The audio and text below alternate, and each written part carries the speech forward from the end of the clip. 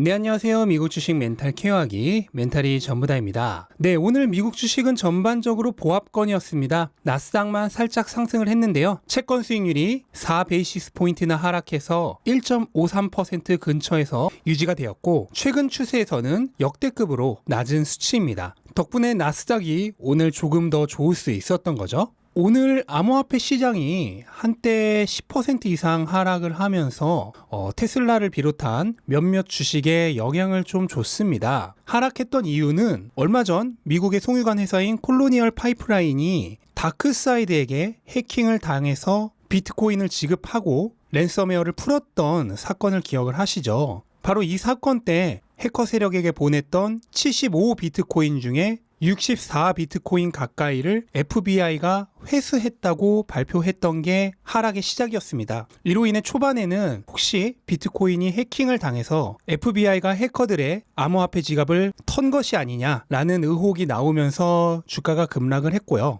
다만 이거는 암호화폐를 아시는 분들이라면 불가능하다는 걸 다 아시죠. 그래서 실제로도 FBI가 암호화폐 지갑을 턴 게 아니라 해당 범죄자의 암호화폐 지갑을 확보하고 영장을 발부받아서 비트코인을 회수한 것으로 알려지면서 이 의혹은 없어졌고, 그로 인해 비트코인 가격도 바닥권에서 어느 정도 반등에 성공을 했습니다. 다만 여전히 범죄 조직들이 잡히면 언제든 영장 발부돼서 비트코인을 회수당할 수 있다는 공포감에 지금 비트코인을 열심히 팔고 있다는 루머는 존재합니다. 네, 그리고 현재는 암호화폐보다 더 화제가 되고 있는 밈스탁 얘기를 좀 해보면요. 우선 어제와 흐름은 같습니다. AMC, 게임스탑, 블랙베리, 코스 이런 기존에 타겟이 됐던 밈스탁들은 오늘 장 초반에 대부분 크게 상승을 했다가 강력한 매도 물량이 나오면서 그 상승분의 대부분을 내주면서 마감을 했습니다. 반면 기존에 낙폭이 컸던 중소형주들은 오늘도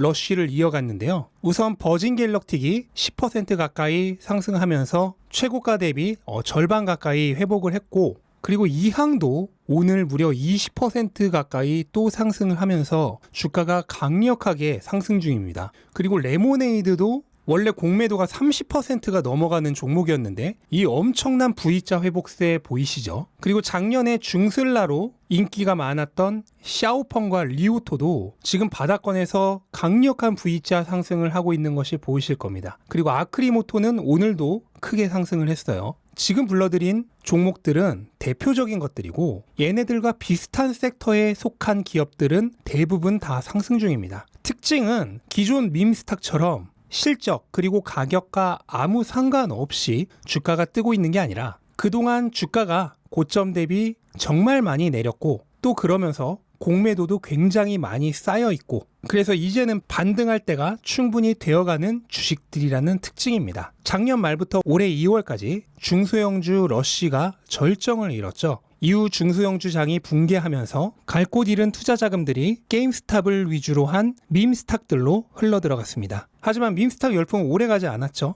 그렇게 빠져나온 자금은 다시 밈코인으로 흘러들어갔습니다. 하지만 암호화폐 시장이 붕괴하면서 그 자금이 다시 밈스탁으로 돌아왔어요. 그리고 현재는 밈스탁 열풍이 어느 정도 잠잠해지면서 이제 다시 과거 중소형주 러쉬 때 잘 나가던 주식들, 하지만 현재는 그때 대비 4분의 1 토막, 5분의 1 토막, 6분의 1 토막 난 주식에 투자자들이 다시 눈을 돌리는 형세라는 뜻입니다. 하지만 여기서 눈치가 조금 있다면 이 다음에는 투자자들이 다시 어디로 눈을 돌리게 될지 아실 겁니다. 작년 중소형주 러쉬가 나오기 전에 어떤 주식들이 미국 주식 열풍을 불러일으켰었는지 한번 생각해 보시면 쉽게 답이 나올 겁니다. 네, 빅테크는 오늘 전반적으로 보합권이었습니다. 다만 아마존은 오늘 2% 정도 상승을 했는데 6월 21일부터 아마존의 최대 이벤트인 프라임데이가 시작되죠. 근데 이거를 앞두고 현재 몇몇 상품들은 사전 접속이 열렸다고 하고요. 그로 인해 아마존 프라임데이에 대한 기대감으로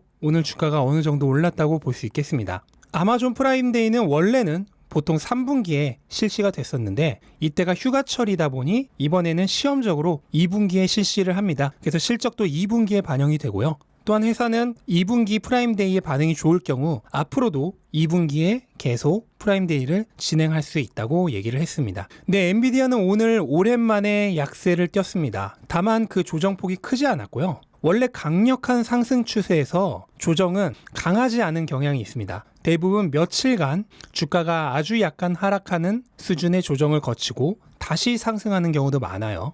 그러니까 이대로 주가가 큰 조정을 받는 것이 아닌가 하는 생각을 하기에는 아직은 조금 이른 경향이 있습니다. 네, 그리고 테슬라입니다. 좀 안타깝죠? 테슬라가 어제 뛰어난 중국 판매량을 발표를 하면서 프리마켓에서 3% 이상 강하게 상승을 했었습니다. 실제로는 어제 트럭 부문 사장인 길렌이 회사를 떠났다는 소식에 프리마켓에서 원래는 1% 정도 하락을 하고 있었어요. 하지만 중국 판매량이 나오면서 이게 3.5%까지 상승을 한 거니까 프리마켓에서만 거의 4.5%를 상승을 한 겁니다. 하지만 이 상승분을 모두 내주면서 장이 마감이 됐는데 이유는 볼 것도 없이 비트코인의 강한 하락이죠. 어제 비트코인은 장중 한때 테슬라의 비트코인 매수 가격인 31,700달러보다도 더 밑으로 내려가면서 테슬라의 주가에 큰 부담을 줬습니다. 또한 단순히 비트코인으로 인한 손실에 대한 우려뿐만 아니라 일론 머스크가 얼마 전 비트코인을 파는 것과 같은 암시를 하는 트윗을 했는데 정말 팔았는지에 대한 불신감을 포함해서 최근 불거지고 있는 오너 리스크에 대해 투자자들을 환기시켜줬다고 볼 수 있겠습니다. 그로 인해 심리적 영향으로 주가가 상승분을 모두 토해낸 거죠. 다만 비트코인으로 인한 손해는 비트코인이 지금보다 반값이 되더라도 테슬라에게는 영향을 거의 안 줍니다. 그러니까 어제의 강한 매도세는 철저하게 심리적인 문제예요. 하지만 중국 실적은 심리적 문제가 아니라 실질적인 실적 상향이죠. 우리가 겨울이 끝날 때쯤 보면 날씨가 꽤 풀렸는데도 여전히 패딩을 입고 다니시는 분들이 많습니다. 그것과 비슷하다고 생각하시면 돼요. 하지만 춥다 하는 동안 결국 봄은 서서히 다가옵니다. 그리고 날씨가 정말 따뜻해지면 아무리 추위를 많이 타는 사람도 결국은 패딩을 벗죠. 네, 바로 그 실질적인 문제로 한번 들어가 보겠습니다. 테슬라의 5월 중국 판매량이 나왔는데요. 중국 내수 21,936대, 수출 11,527대로 총 33,463대를 5월달에 판매를 했습니다. 중국 내수 물량은 4월에 11,671대 대비 거의 2배가 상승을 했고 전체 판매량은 4월 25,845대 대비 30% 정도 상승을 했습니다. 얼마 전 인포메이션닷컴에서 중국 5월 주문량이 반토막이 났다는 루머로 테슬라의 중국 내 수요에 대한 투자자들의 염려를 강하게 불러일으켰었는데 물론 주문량 그리고 생산량, 판매량은 모두 다른 수치입니다. 하지만 어쨌든 중국 내 수요 불안감을 이 실적이 상당히 많이 불식시켜준 것은 확실합니다. 그리고 실제로 JP모건에 따르면 최근 이 인포메이션닷컴의 루머 자체가 말도 안 된다는 사실이 밝혀졌습니다. 인포메이션닷컴은 테슬라의 주문 후 인도 받기까지의 시간이 절반 가까이 단축된 것을 근거로 주문량이 반토막이 났다고 얘기를 한 것으로 보이는데요. 하지만 실제로 배송 대기 시간이 절반 가까이로 줄어든 거는 주문량이 반토막이 나서가 아니라 원래 2달에서 3달 정도 걸리는 녹색 번호판 획득 시간이 절차 간소화로 1달 정도로 단축되었기 때문이라는 얘기입니다. 그러니까 절차상의 문제 때문에 구매 대기 시간이 절반으로 줄어든 거예요. 이거는 나쁜 소식이 아니라 오히려 좋은 소식이죠. 이거는 중국 내 전기차 판매량에 오히려 크게 도움이 되는 소식입니다. 또한 JP모건은 테슬라의 매장 직원들을 설문조사한 결과 현재 고객들의 문의율과 방문율이 이전과 거의 차이가 없다라는 점을 확인을 했습니다. 그러니까 인포메이션닷컴의 루머는 완전히 근거가 없는 루머가나 심지어 좋은 거를 오히려 나쁜 걸로 둔갑시켜서 발표한 최악의 루머입니다. 그리고 중국에서 테슬라가 강한 견제를 받고 있는 것 중에 하나가 정보에 민감한 중국 내 특정 단지에 테슬라가 출입 금지를 당했던 사실이죠. 하지만 이건 역시 과대 포장됐다는 게 밝혀졌습니다. 지금 이 사진을 보시면 테슬라뿐만 아니라 니오, 리오토, 샤오펑 모두 단지 내 출입 금지입니다. 그러니까 정보가 유출될 수 있는 커넥티드 차량은 모두 금지가 된 거예요. 근데 그거를 마치 테슬라만 금지 당한 것 마냥 과대 포장을 한 거죠. 그리고 바로 어제 제가 기가 텍사스가 사실상 생산을 위한 준비 단계에 들어갔다고 전해드렸는데 기가 베를린도 만만치 않게 진행 중입니다. 이 사진을 보시면은 지금 기가 베를린에서도 실제 생산을 위한 설비들이 거의 다 들어와 있는 것을 볼 수 있죠. 기가 텍사스와 마치 경쟁을 하듯이 진행 중인데요. 아마 실질적인 진행 상황은 둘 다 거의 비슷하게 끝이 날 겁니다. 다만 이제 허가 문제 때문에 기가 텍사스가 조금 더 빨리 오픈을 할 가능성은 있다고 생각을 해요.